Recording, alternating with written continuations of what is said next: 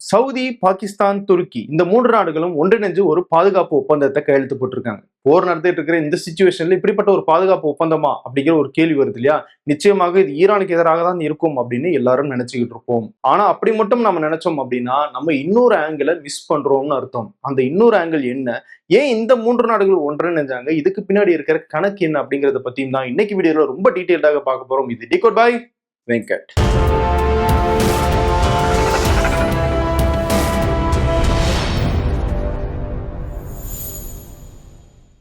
Saudi, துருக்கி, பாகிஸ்தான் இந்த 3 நாட்டினுடைய தலைவர்களும் சவுதி அரேபியாவுக்கு வந்து மெக்காவில் இந்த 3 நாடுகளுக்கும் இடையில ஒரு பாதுகாப்பு ஒப்பந்தத்தை போட்டிருக்காங்க. இது கிட்டத்தட்ட அப்படியே நேட்டோ அக்ரிமெண்ட் மாதிரியே இருக்கு. நேட்டோல ஒரு முக்கியமான பாயிண்ட் இருக்கு. என்ன அப்படின்னா, அந்த நேட்டோல எந்தெந்த நாடுகள் எல்லாம் இருக்காங்களோ அந்த நாட்டுல ஏதாவது ஒரு நாட்டின் மேல எதிரி நாடு தாக்குதல் நடத்துனாலும் அது மற்ற எல்லா நாடுகள் மேலேயும் நடத்தப்பட்ட ஒரு தாக்குதல் அப்படின்னு கணக்குல கொள்ளப்பட்டு எல்லா நாடுகளுமே அந்த நாட்டுக்கு பாதுகாப்பாகவோ இல்ல அந்த எதிரி நாடுகள் மேல தாக்குதல் நடத்தவோ போவாங்க.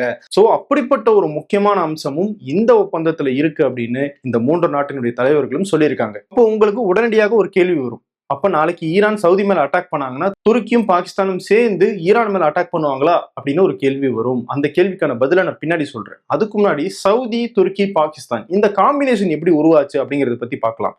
சவுதி, துருக்கி, பாகிஸ்தான் இந்த 3 நாடுகளுமே சன்னி பிரிவு இஸ்லாமை பின்பற்றும் நாடுகள். சோ அந்த வகையிலேயே பேசிக்கான ஒரு ஒற்றுமை உருவாகிறது. சரி, அதை தாண்டி என்ன இருக்கு? ஏன்னா பொதுவா ஒரு ஒப்பந்தம் போடுறாங்க அப்படின்னா அதுல எல்லா தரப்புக்கும் சில லாபங்கள் இருக்கும். அந்த ஆங்கில நம்ம பார்க்கலாம். சவுதி கிட்ட என்ன இருக்கு? அதிகமா எண்ணெய் இருக்கு. அதை வச்சு நிறைய பணமும் அவங்க கிட்ட இருக்கு. ஆனா அவங்களுடைய பாதுகாப்பை சொந்தமாக பாத்துக்கிற கெப்பாசிட்டி அவங்க கிட்ட கிடையாது. ராணுவத்துக்கோ ஆயுதங்களுக்கோ அவங்களுடைய பாதுகாப்புக்கோ அவங்க இப்ப வரைக்கும் அமெரிக்காவை நம்பிதான் இருக்காங்க. அப்போ அவங்களுக்கு சுயமாக தங்களை பாதுகாத்துக்கிறதுக்கான ஒரு தேவை இருக்கு. சோ அது இந்த ஒப்பந்தத்தினுடைய முதல் படி. இரண்டாவது, டர்க்கி கிட்ட வருவோம். டர்க்கியினுடைய பிளஸ் பாயிண்ட் என்ன? அவங்களுடைய ஆயுத பலம். மிகப்பெரிய அளவுல வெப்பன்ஸ் லாபி பண்ணிட்டு இருக்காங்க. இன்ஃபேக்ட் இந்த மேற்காசியாவிலேயே ஆயுதம் தயாரிக்கிறதுல முன்னணியாக இருக்கிற ஒரு நாடு அப்படின்னா டர்க்கியை கூட நம்ம சொல்லலாம். இன்னும் சொல்ல போனா ஆபரேஷன் சிந்தூர் நடந்துச்சுல, அதாவது இந்தியாவுக்கும் பாகிஸ்தானுக்கும் இடையில நடந்த போர். அந்த போர்ல பாகிஸ்தான் இந்தியாவை நோக்கி ஏவின ட்ரோன்கள் டர்க்கி கிட்ட இருந்து வாங்கின ட்ரோன்கள். அந்த அளவுக்கு ஆயுதம் சப்ளை பண்றதுல ஒரு முன்னணி நாடாக டர்க்கி இருந்துகிட்டு இருக்காங்க. அந்த ஆயுத காம்படிஷன்ல ஒரு முக்கியமான நாடாகவும் இருக்காங்க. சோ சவுதி கிட்ட இல்லாத அந்த ஆயுத பலத்தை டர்க்கி கிட்ட இருந்து நம்ம பூர்த்தி செஞ்சுக்கலாம் அப்படின்னு சவுதி நினைக்கிறாங்க. சவுதி கிட்ட இருக்கிற அந்த பணத்தையும் எண்ணெயையும் நம்ம பயன்படுத்திக்கலாம், அதன் மூலமாக நமக்கு நன்மை கிடைக்கும் அப்படிங்கிற ஆங்கிள் டர்க்கியும் இந்த ஒப்பந்தத்துக்குள்ள வராங்க. சரி, பாகிஸ்தான் எதுக்கு உள்ள வராங்க? அவங்களால டர்க்கிக்கும் சவுதி அரேபியாவுக்கும் என்ன நன்மை கொடுத்துட முடியும் அப்படின்னு நீங்க கேட்டீங்கன்னா, மேற்கு ஆசியாவிலேயே, ஏன் அரபு நாடுகள், கல்ஃப் நாடுகள், இஸ்லாமிய நாடுகள்லயே அணு ஆயுதம் வச்சிருக்கிற ஒரே நாடு அப்படின்னா அது பாகிஸ்தான் மட்டும்தான். அதுதான் அவங்களுடைய மிகப்பெரிய அட்வான்டேஜ். அப்கோர்ஸ் மேற்கு ஆசியாவில் இஸ்ரேல் அணு ஆயுதம் வச்சிருக்காங்க அப்படின்னு நம்பப்படுது. இப்போ வரைக்கும் இஸ்ரேலும் அதை வெளிப்படையாக சொல்லல.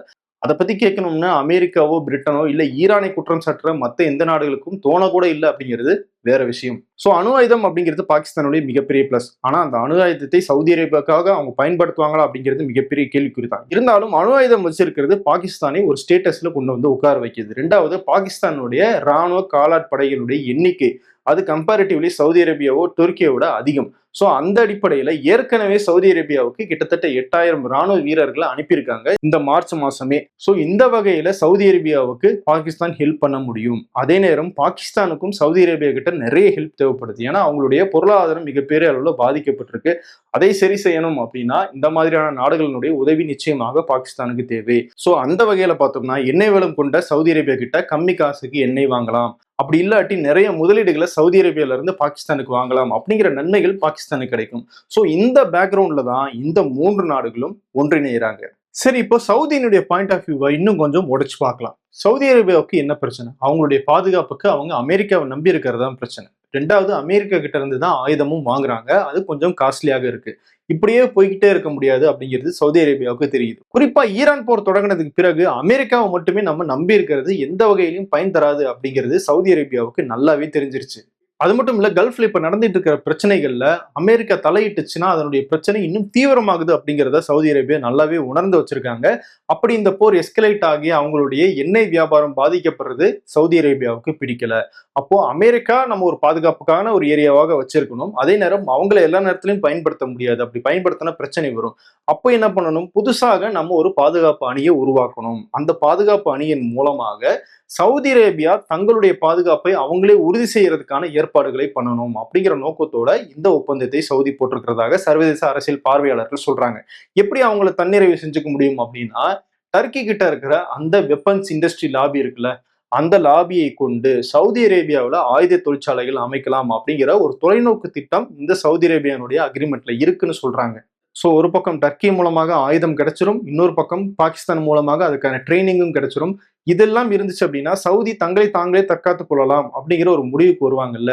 ஸோ அதை நோக்கி தான் சவுதி அரேபியா இந்த அக்ரிமெண்ட்டை போட்டிருக்காங்க அப்படின்னு ஒரு பக்கம் சொல்லப்படுது. இன்னொரு பக்கம் ஹவுதிகள் இப்ப சவுதி மேல திரும்பவும் அட்டாக் பண்ண ஆரம்பிச்சிருக்காங்க. ஈராக்ல இருந்து ஈரான் ஆதரவு ஆயுத குழுக்கள் அட்டாக் பண்றாங்க. நாளைக்கு ஈரானே கூட நேரடியாக அட்டாக் பண்ண வாய்ப்பு இருக்கு. அதை சமாளிக்கணும்னாலும் சவுதி அரேபியா தன்னைத்தானே தற்காத்துக் கொள்ளணும் அப்படின்னாலும் இந்த ஆயுத பலமும் இந்த டிஃபென்ஸ் பேக்டும் ரொம்ப அவசியமாகுது சவுதி அரேபியாவுக்கு. சரி, அந்த முக்கியமான கேள்விக்கு வருவோம். நாளைக்கு ஹவுதியோ இல்ல ஈரான் ஆதரவுல இருக்கிற ஆயுத குழுக்களோ, ஏன் ஈரானே கூட சவுதி மேல அட்டாக் பண்ணாங்கன்னா அது துருக்கி மேலையும் பாகிஸ்தான் மேலையும் சேர்த்து நடத்தப்பட்ட அட்டாக்காக எடுத்துக்கொள்ளப்படுமா? அப்படி அட்டாக் நடந்துச்சுன்னா பாகிஸ்தானும் துருக்கியும் சவுதியினுடைய உதவிக்கு வருவாங்களா, ஈரான் மேல அட்டாக் பண்ணுவாங்களா அப்படிங்கிற அந்த கேள்விக்கு வருவோம். அப்படி அட்டாக் பண்றதுக்கான வாய்ப்பு குறைவு அப்படின்னு தான் முதல் கட்டமாக நமக்கு தெரிய வருது. ஏன் நான் இதை சொல்றேன் அப்படின்னா, இந்த ஒப்பந்தம் போடுறதுக்கு முன்னாடியே போன வருஷம் சவுதிக்கும் பாகிஸ்தானுக்கும் இடையில ஒரு பாதுகாப்பு ஒப்பந்தம் கையெழுத்திடப்பட்டுச்சு. அந்த ஒப்பந்தம் கையெழுத்திட்டதுக்கு பிறகுதான் ஈரான் சவுதி அரேபியா மேல அட்டாக்கும் பண்ணுச்சு. அப்பயும் பாகிஸ்தான் சவுதிக்கு உதவியாக போகல, பேச்சுவார்த்தை நடத்துறதுக்கு தான் போனாங்க. இன்னும் சொல்ல போனா ஈரானோட ஒரு நல்ல நண்பராகவே பாகிஸ்தான் மாறிட்டாங்க. சோ அந்த அடிப்படையில நாளைக்கு சவுதி அரேபியாவுக்கும் ஈரானுக்கும் இடையில திரும்பவும் மிகப்பெரிய அளவுல மோதல் ஏற்பட்டுச்சு அப்படின்னா அந்த நேரத்துல துருக்கியோ பாகிஸ்தானோ ஈரான் மேல அட்டாக் பண்ணுவாங்களா அப்படிங்கிறது மிகப்பெரிய கேள்விக்குறிதான். அப்புறம் எதுக்கு இந்த ஒப்பந்தம் அப்படின்னு நீங்க கேட்கலாம். நான் ஏற்கனவே சொன்ன மாதிரி சவுதி தங்களை தாங்களே தற்காத்துக் கொள்றதுக்கான ஒரு ஏற்பாடாக இதை பார்க்கலாம். ஒண்ணு. ரெண்டாவது ஒரு முக்கியமான விஷயம், பாகிஸ்தான் ஈரானோட இப்போ ஒரு நட்பு நாடாக இருக்கு. இன்னொன்னு என்னன்னா, பாகிஸ்தானும் ஈரானும் எல்லையை பகிர்ந்துக்கிறாங்க. இப்போ ஸ்ட்ரெயிட் ஆஃப் ஹோர்முஸ்ல எப்படி ஈரான் மத்த நாட்டு கப்பல்களை முடக்குறாங்களோ அதே மாதிரி அமெரிக்கா ஈரானுடைய கப்பல்களையும் முடக்கி வச்சிருக்காங்க. அப்ப ஈரானுக்கு வர்த்தகம் செய்யறதுக்கு ரெண்டு வழி இருக்கு. ஒன்னு காஸ்பியன் சி அப்படிங்கிற அந்த கடல் மூலமாக ரஷ்யாவோட வர்த்தகம் பண்ணலாம். அப்படி இல்லாட்டி நிலம் மார்க்கமாக பாகிஸ்தான் வழியாக அவங்க வர்த்தகம் செய்யறதுக்கான ஒரு ஏற்பாடும் நடந்திருக்கு. சோ அதை ஒரு ஸ்ட்ராட்டஜியாக இந்த ஒப்பந்தத்தின் மூலமாக சவுதி அரேபியா பயன்படுத்தக்கூடும். எப்படி பயன்படுத்த முடியும் அப்படின்னு உங்களுக்கு ஒரு கேள்வி வரலாம். இதை நம்ம ஸ்ட்ராட்டஜிக்கல் ஆங்கிள் யோசிக்கணும். இப்போ ஈரானுடைய கப்பல்கள் முடக்கப்பட்டுருச்சு, ஈரானால வர்த்தகம் செய்ய முடியல. ஈரான் என்ன பண்ணுவாங்க, பாகிஸ்தான் வழியாக வர்த்தகத்தை ஏதாவது செஞ்சு கொஞ்சமாவது நம்ம பணம் சம்பாதிக்கணும்னு பார்ப்பாங்க. அப்போ பாகிஸ்தானை வச்சு அந்த பாதையையும் முடக்கிட்டாங்க அப்படின்னா ஆட்டோமேட்டிக்காக ஈரான் பேச்சுவார்த்தைக்கு வரணும் அப்படிங்கிற சிச்சுவேஷன். ஏற்கனவே பாகிஸ்தானுக்கும் ஈரானுக்கும் இடையில ஒரு நட்பு இருக்கு அப்படிங்கிற அடிப்படையில தாக்குதலாக அது மாறாம பேச்சுவார்த்தைக்கு வர வைக்கிற ஒரு ஸ்ட்ராட்டஜியாக சவுதி அரேபியா பாகிஸ்தானை பயன்படுத்தலாம். சோ பேச்சுவார்த்தையின் மூலமாக சவுதி மேல நடக்கிற அந்த அட்டாக்கை முடிவுக்கு கொண்டு வாங்க அப்படிங்கிற ஒரு அழுத்தத்தை பாகிஸ்தான் மூலமாக சவுதி அரேபியா கொடுக்க முடியும். சோ இந்த ஸ்ட்ராட்டஜி இதுக்கு பின்னாடி இருக்கு. பாகிஸ்தானும் நிச்சயமாக தன்னுடைய எல்லையில ஒரு பக்கம் இந்தியாவோட பிரச்சனை இருக்கு, இன்னொரு பக்கம் ஈரானோடையும் பிரச்சனை வச்சுக்கணும் அப்படின்னு விரும்ப மாட்டாங்க. அது ஏற்கனவே பாடுபாதாளத்துல இருக்கிற அவங்களுடைய பொருளாதாரத்தை இன்னும் மோசமான நிலைமை கொண்டு போயிடும். இன்ஃபேக்ட் அவங்களுக்கு சவுதியினுடைய உதவியும் சரி, ஈரானுடைய உதவியுமே தேவைப்படுது. ஸோ அந்த அடிப்படையில் பார்க்கும்போது பாகிஸ்தானும் ஈரான் மேல அட்டாக் பண்ணணும் அப்படிங்கிற எண்ணத்தோட இந்த அக்ரிமெண்ட்ல கையெழுத்து போட்டிருக்க மாட்டாங்க. அப்ப இந்த ஒப்பந்தத்துக்கு என்னதான் நோக்கம் அப்படின்னு நீங்க கேக்குறீங்களா?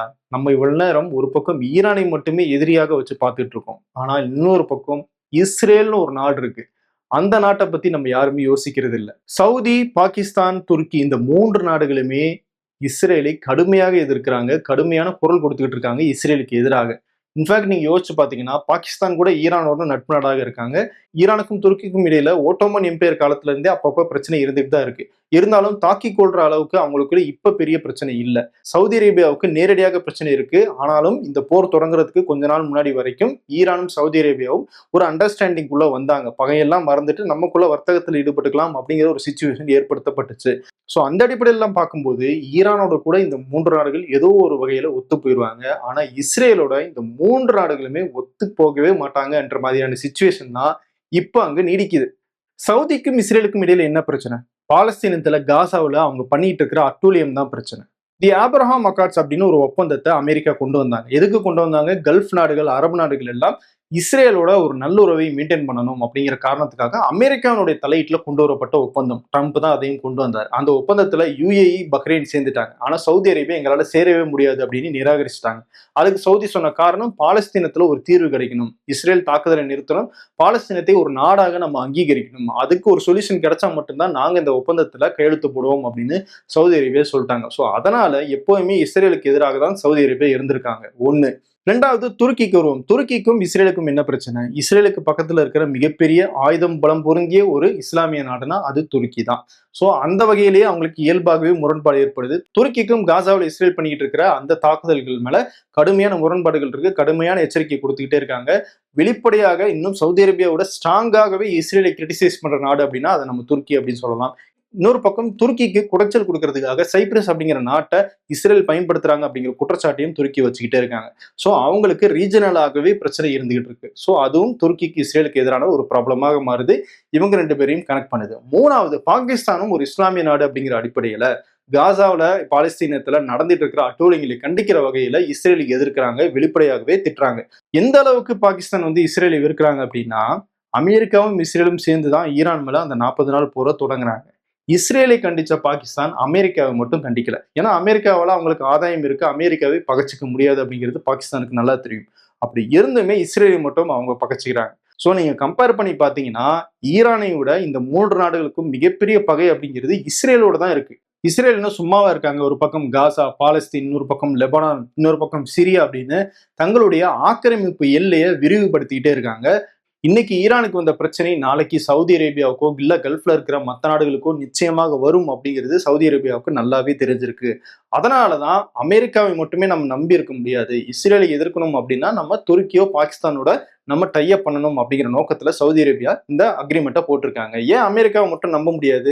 ஏன்னா அமெரிக்கா சவுதியா இஸ்ரேலா அப்படின்னு வரும்போது நிச்சயமாக இஸ்ரேல் பக்கம் நிற்பாங்களோ அப்படிங்கிறது சவுதி அரேபியாவுக்கும் ஏன் கல்ஃபுக்குமே இருக்கிற அந்த சந்தேகம் தான். ஸோ அதனாலதான் அமெரிக்கா இருக்கட்டும், இருந்தாலும் நாங்க எங்களுக்கான ஒரு பேக்கப்பை பண்ணிக்கிறோம் அப்படின்னு சொல்லி சவுதி அரேபியா இந்த ஒப்பந்தத்தை போட்டிருக்காங்க. இங்க நம்ம இன்னொரு ஆங்கிளையும் மிஸ் பண்றோம். ஈரான், இஸ்ரேல் இது மட்டும்தான் பிரச்சனையா? இல்ல, சவுதி அரேபியாவுக்கு பக்கத்திலேயே ஒரு பிரச்சனை இருக்கு. அதுதான் யுஏஇ. யுஏஇயோட சவுதி அரேபியாவுக்கு பொருளாதார ரீதியில ஒரு வர்த்தக ரீதியில பிரச்சனை போய்கிட்டு இருக்கு. யார் முன்னாடி வருது அப்படிங்கிற ஒரு அதிகார போட்டியும் அங்க நடந்துகிட்டு இருக்கு. இந்த அதிகார போட்டி அப்படியே அங்க மட்டும் கிடையாது, ஆப்பிரிக்காவுக்கும் ஷிஃப்ட் ஆகியிருக்கு. அதை பத்தி நம்ம ரொம்ப டீடைல்டாக டிகோட் பை வெங்கட் சேனல்ல ஒரு எக்ஸ்பிளைனர் வீடியோ பண்ணியிருக்கேன். அந்த வீடியோனுடைய லிங்க் நான் கீழே கமெண்ட்ஸ்ல கொடுக்குறேன். அதை நீங்க பாத்தீங்க அப்படின்னா சவுதிக்கும் யுஏக்கும் இடையில என்ன பிரச்சனை போயிட்டு இருக்கு, அது இவ்வளவு பெரிய பிரச்சனையா அப்படிங்கிறது உங்களுக்கு தெளிவாக புரியும். ஸோ இஸ்ரேலினுடைய நண்பரான யுஏஇயை நம்மளுடைய எல்லையிலேயே வச்சுக்கிட்டு பாதுகாப்புக்காக நம்ம அமெரிக்காவை நம்பி இருக்கிறது மட்டும் சரியாகுமா அப்படிங்கிற ஒரு பாயிண்ட் ஆஃப் வியூவும் சவுதிக்கு இருக்கு. அதனாலதான் கரெக்டா இந்த ஒப்பந்தம் போடுறதை எப்ப நம்ம பேச்சுவார்த்தை ஆரம்பிக்கிறாங்க, கரெக்டா காசா மேல இஸ்ரேல் அந்த போரை தொடங்கினதுக்கு பிறகுதான் இந்த பேச்சுவார்த்தை ஆரம்பிக்குது. அப்போ ஆரம்பிச்சது கடந்த 2 ஆண்டுகளாக பேசி பேசி பேசி இப்போ ஒரு முடிவுக்கு வந்திருக்கு. இன்னொரு பக்கம் பாத்தீங்கன்னா டர்க்கிக்கும் பாகிஸ்தானுக்கும் அமெரிக்காவால இருந்த இடைஞ்சலும் நீங்கி இருக்கு. டர்க்கி என்னதான் நேட்டோ படையில இருந்தாலும் யுஎஸ்க்கும் டர்க்கிக்கும் இடையில சில முரண்பாடுகள் இருந்துச்சு. அதுக்கு காரணம் இஸ்ரேலும் கூட. அந்த முரண்பாடுகள் எல்லாம் நீங்கி போன மாசம் தான் டர்க்கிக்கு நாங்க ஃபைட்டர் ஜெட்ஸை விற்க போறோம் அப்படின்னு டொனால்ட் ட்ரம்ப் சொல்றாரு. அவங்களுடைய நட்பு திரும்பவும் மலர ஆரம்பிக்குது. இன்னொரு பக்கம் பாகிஸ்தான் ஏற்கனவே சைனா கிட்ட இருந்து கொஞ்சம் தள்ளி வந்து அமெரிக்காவோட ஒரு நல்ல உறவுக்கு வந்துட்டாங்க. பாகிஸ்தானுடைய ராணுவ தளபதி ஆசிம் முனீரை கூப்பிட்டு விருந்த வைக்கிற அளவுக்கு ட்ரம்ப் மாறி இருக்காரு. சோ டர்க்கியும் பாகிஸ்தானும் அமெரிக்காவோட நெருக்கமாகிட்டாங்க. இப்போ அமெரிக்கா பாதுகாப்பு கொடுத்துட்டு இருக்கிற சவுதி அப்படிங்கிற ஒரு நாட்டுக்கு இந்த டர்க்கியும் பாகிஸ்தானும் பாதுகாப்பு கொடுக்கறதுல அமெரிக்காவுக்கு எந்த பிரச்சனையும் இருக்கக்கூடாது அப்படிங்கிற ஒரு மறைமுக கால்குலேஷனும் இந்த 3 நாடுகளுக்கும் இருக்கு.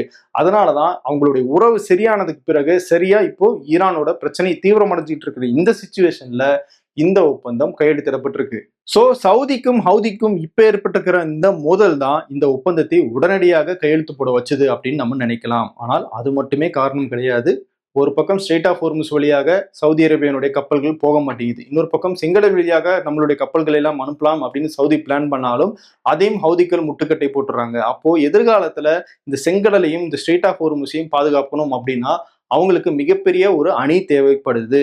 அந்த எதிர்கால நோக்கத்தையும் மைண்ட்ல வச்சும் தான் இந்த ஒப்பந்தத்தை சவுதி அரேபியா அவசர அவசரமாக இப்ப கையெழுத்து போட்டிருக்காங்க. இதோட இன்னொரு விஷயத்தையும் சேர்க்கிறேன். சமீபத்துல தான் சவுதி அரேபியா அமெரிக்காவோட ஒரு ஒப்பந்தம் போட்டாங்க. எதுக்கு? அவங்களுடைய முதல் அணுசக்தி மையத்தை உருவாக்குறதுக்காக. இந்த ஏற்கனவே யுஏஇ ஒரு அணுசக்தி மையத்தை வச்சிருக்காங்க. அதுக்கு போட்டியாக சவுதி அரேபியா இப்போ அணுசக்தி மையத்தை உருவாக்குறாங்க. பவர் ஜெனரேட் பண்றோம் அப்படின்னு சவுதி அரேபியா சொல்றாங்க. ஆனா என்ன இதுல நம்ம கவனிக்க வேண்டியதுன்னா, சவுதி அரேபியாவுக்கு அமெரிக்கா கொடுத்த இந்த ஒப்பந்தத்துல அனுமதியில சவுதி அரேபியனுடைய கைகள் கட்டப்படவில்லை. ஈரானுடைய கைகளை கட்டுறாங்கல்ல, அவங்க அணு ஆயுதம் தயாரிச்சிடக்கூடாது, யுரேனியத்தை சிறிவிட்டுறக்கூடாது அப்படின்னு அந்த கைகள் சவுதி அரேபியாவுக்கு கட்டப்படவில்லை. நாளைக்கு அவங்களால அணு ஆயுதம் தயாரிக்கிறதுக்கான அந்த பாசிபிலிட்டியும் இருக்கு. ஸோ எப்படி ஒரு அணுசக்தி மையத்தை சவுதி அரேபியா அமைக்கிறாங்க அப்படின்னா அதுக்கு எவ்வளவு தூரம் பாதுகாப்பு ஏற்பாடுகளையும் சவுதி அரேபியா செய்யணும். ஸோ இந்த தொலைநோக்கு விஷயங்களை எல்லாம் அவங்க யோசிச்சுதான் இனிமேலும் தாமதிக்க கூடாது, இப்ப ஆரம்பிச்சாதான் நம்ம பின்னால் நமக்கான பாதுகாப்பை உறுதி பண்ண முடியும் அப்படிங்கிற ஒரு எண்ணத்தோட இந்த ஒப்பந்தத்துல சவுதி அரேபியா கையெழுத்து போட்டிருக்காங்க. நிச்சயமாக இந்த ஒப்பந்தம் கல்ஃப்ல மிகப்பெரிய ஒரு ஸ்ட்ராட்டஜிக்கல் மாற்றத்தை ஏற்படுத்த போகுது அப்படிங்கிறதுல மட்டும் எந்த விதமான சந்தேகமும் இல்லை. அது என்ன மாதிரியான மாற்றம், அது ஈரானுக்கும் இஸ்ரேலுக்கும் எதிராக எப்படி செயல்பட போகுது அப்படிங்கிறத பத்தியெல்லாம் நம்ம அடுத்தடுத்த வீடியோக்குள்ள பார்க்கலாம். தொடர்ந்து ஆதரவு கொடுங்க, சப்ஸ்கிரைப் பண்ணுங்க, முக்கியமா லைக் பண்ணி நம்மளுடைய வீடியோஸை ஹைப் பட்டன் கிளிக் பண்ணுங்க. அப்போதான் யூடியூப்னுடைய அல்காரிதமே நம்மளுடைய வீடியோஸை இன்னும் ஆர்கானிக்காக நிறைய பேருக்கு கொண்டு போய் சேர்க்கும். அடுத்த வீடியோல சந்திப்போம். நன்றி.